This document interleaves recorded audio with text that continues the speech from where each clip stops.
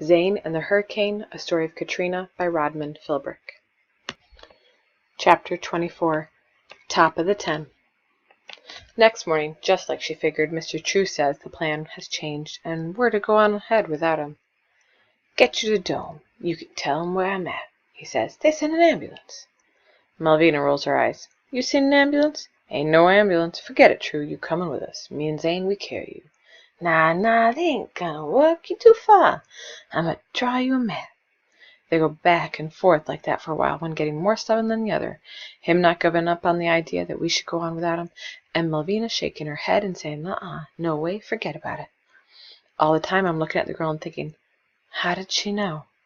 Then I remember how sometimes I know exactly what my mom is going to say or do, so maybe it isn't so strange that Malvina would guess what the old man was thinking, since she's known him all her life. "Darling, I promised your mama I'd take care of you, and that's what I'm attempting to do." "Don't mention my mama. This ain't about my mama. It's about me knowing what I ain't gonna do, and that's leave you behind." He appeals to me, suggesting I should talk sense to her. When I look away and start muttering excuses, he goes, "What? Oh no, you in this together? You part of this willfulness, boy? No respect for your elder?" "Sorry, sir." "Don't fight it, True," Malvina says. "We made up our mind." She gets on one side, I get on the other, and together we raise the old man up. He keeps muttering about disobedient children, but doesn't fight us too much, and we manage to get him clear of the garden shed. Progress is slow, one shuffling step at a time, and Malvina keeps trying to distract us with her dumb jokes. "Why the tomato turn red?" "It saw the salad dressing." What did the ocean say to the ship?" "Nothing. It just waved." Why do elephants never forget? Because nobody ever tells them anything. After an hour or so, it seems like a million years, the old man asks, can we stop and rest? As we help him sit down on the curb, he almost faints from the pain. Malvina, hands on her hips, says, "Man needs a wheelchair." I want to say, "Duh, no kidding," but the fiery look in her eyes keeps my big mouth shut. Then her expression brightens, and she makes another stupid joke. "What's a wheelchair?" "A chair with wheels." "Not funny," I say, feeling grumpy and discouraged. "Not funny," she agrees, "but it might work. Zane, you stay by True." And then she takes off, scampering back in the direction we came from, and soon she's out of sight. I don't know what to think, except she's gone crazy. Mr. True shouts after her to no avail, and then turns to me.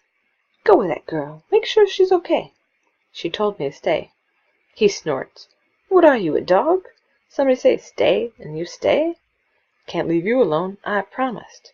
"I won't be alone," he says. "That old dog will keep me company." I hand him the leash. How do you find your way in a wrecked city when you didn't know the place before it was turned upside down by a flood? Last time I was on my own, before the storm hit, I was following Bandy, and he knew where he was going even if I didn't. But on my own, within about 5 minutes, I'm lost. Some things look familiar. We passed that little house with the missing roof, right? Other things I don't recognize, like a bicycle hanging from a spike on a telephone pole. But then I was probably looking at the ground, helping the old man find his way, or anyhow, not paying close attention to where we were going. I'm starting to feel more than a little panicked when I hear Malvina yelling not far away. "Come on out of there! Let go! Don't you fight me! Don't you dare!" Her agitated voice is coming from a storefront building. Most of the aluminum siding had been ripped off and the window smashed, but the sign over the broken door still says, "Crescent City Insurance, Home and Vehicle." Before running into the building, I grab a hunk of wood from the street, fearful that she's fighting with somebody, right? But then when I step into the storefront waving a length of 2x4, I feel like a complete idiot, because Malvina is all alone inside, yelling at a tangled pile of furniture that is washed up into a muddy corner. She's yelling at a chair, actually. An office chair. A skinny girl with arms about as big around as toothpicks. She's struggling to get the chair free from the pile like her life depended on it. And then I get it. The answer to what's a wheelchair? Because this is a chair with wheels. The kind you can scoot and spin around in, like I used to do with my mom's chair at her desk. I drop the hunk of wood and give her a hand. "You're really smart, you know that?" I say, tugging at the chair. The grin lights up her whole face. The streets aren't exactly smooth, so the ride for Mr. True is pretty bumpy, but he's able to keep his bad foot off the ground, and that's the only thing that matters. It's just a dumb old office chair, a cheap one with 5 plastic wheels, but it makes all the difference in the world. We probably look stupid weaving our way through the streets, a boy pushing an old man in a battered top hat, and a girl dragging a bulky gym bag, and a little dog trotting along behind us, but we don't care. It's like the chair gives us hope that things will get better, if we give them a chance. The sun is bright, the sky is blue, and Malvina Rawlings is full of beans. What you get when you cross a rooster and a duck? A bird that gets up at the quack of dawn. Why are musicians so cool? Because they have so many fans. Are you making Egg laugh? Tell it a yoke. How many jokes do you know? I ask her. Too many. Mr. True answers in her place, and we all laugh so hard we have to stop and get our breath back. We sit there for a while, me and Melvina on the curb, and the old man in his chair looking at us and shaking his head, like he can't believe what he's seeing. Tall and mostly white, he says, short and mostly black. Couldn't be more different, except you've both got the same grin. Now why is that? 'Cause my jokes are infectious. That gets us laughing again. When we finally do start moving, Mr. True waits until we make it to the end of the block. The buildings aren't quite so wrecked here, and then he raises his arm and points. There it is, he says, peeking over the top of the 10. By 10, he means the elevated highway that cuts through the city, and there, floating like a giant flying saucer in the ripples of heat rising from the interstate, is the roof of the Superdome. Chapter 25. Broken People. Before my trip to Smellyville, the most people I'd ever been around was probably the day before Christmas at the Mall of New Hampshire. Mom is really into it and always makes me go. Okay, that's not quite true, because I like it too, all the sparkly decorations and the fake presents piled high in the store windows, and the trees decorated with blinking lights, and phony Santas with their fake beards and padding, and so-called normal people wearing elf hats and ringing bells, and even the goofy songs they play over and over again in the background. But after an hour or two, waiting in lines and stuff, the crowd starts to bother me. Mom says it's about my personal boundaries, but does anyone really enjoy being shoved up against strangers, knowing what they had for lunch because you can smell the salami or whatever on their breath? Ew, right? Okay, maybe that's stupid because what's going on at the Superdome is so far from Christmas in New Hampshire that it might as well be on another planet. The closer we get, the more people are wandering around, looking like zombies on a long walk to nowhere. Some are trudging through nearby streets still covered by a foot of water. Some are huddled wherever they can find shade, fanning themselves with pieces of paper or cardboard, their eyes kind of stunned or empty.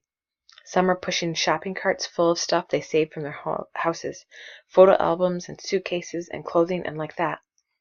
This one guy in a torn t-shirt and pajama bottoms is shaking his fist at the sky and shouting out a tumble of words that don't make any sense. And Mr. True suggests we cross the other side of the street. Ignore the poor man, he says.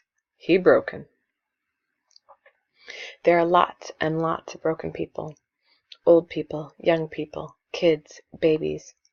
Mostly black folks, but some white people too, and a few in between who probably look a lot like me.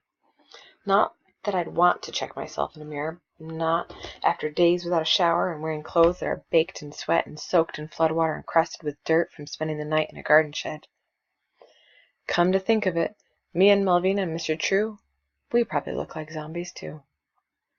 The closer we get to the dome, the worse the smell. Okay, this is really gross, but the whole Superdome reeks of pee and poop. And if the outside is this bad, Mr. True says the inside must be worse. All them folks crammed together in this heat. I dunno, darling. Maybe this dome plan a mistake. But they got doctors, right? Malvina says. Must be doctors and medicine inside. Somebody fix your foot. Bound to. I hope so, says Mr. True, but it doesn't sound like he believes it. When we get around to the main entrance, there are even more people.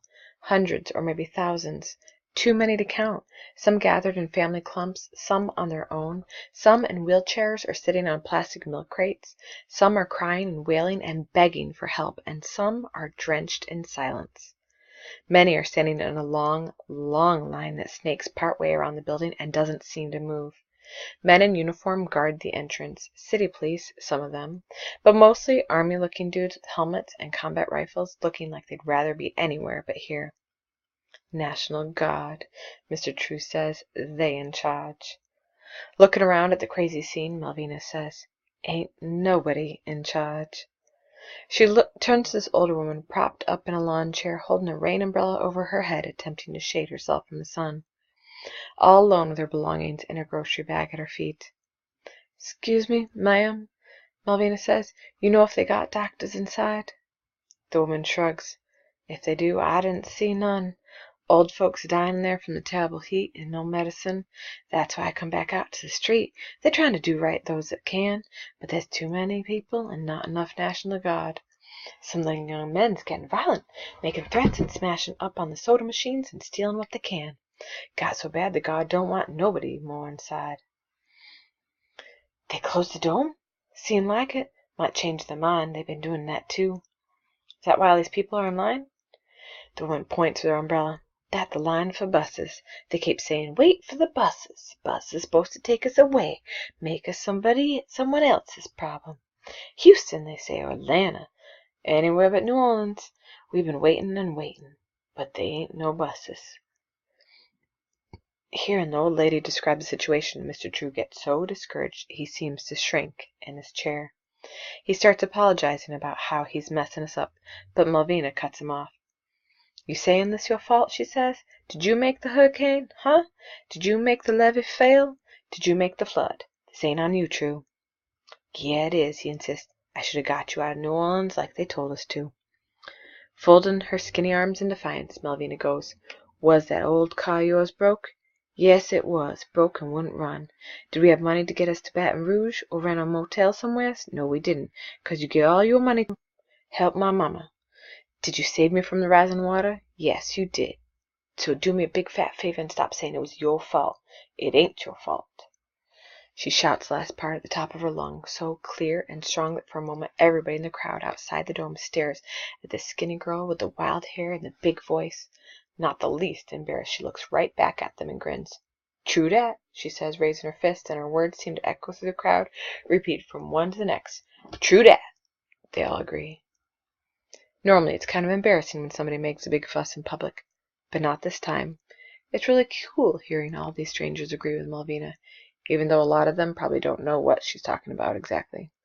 The crowd doesn't pay attention for long, though, because a big, booming noise comes rolling down the street. A shiny black Cadillac Escalade cruising along with wicked rims and a sound system that makes the ground shake under our feet, so loud you can feel it in your chest rattle in your rib cage. I recognize this song because it's been playing everywhere all summer. "Lose Your Control" by Missy Elliott. Boom, boom, boom, boom. Chrome pipes out of sight. And sure enough, the Escalade has chrome pipes and blue lights and mirrored windows tinted the deepest shade of dark. Boom, boom, shaking the air and shaking the earth. The Escalade stops beside us. The rear door opens, and out of the cool leather interior slips a scary-looking dude in designer shades and gold chains. Dylan Toomey, big as life.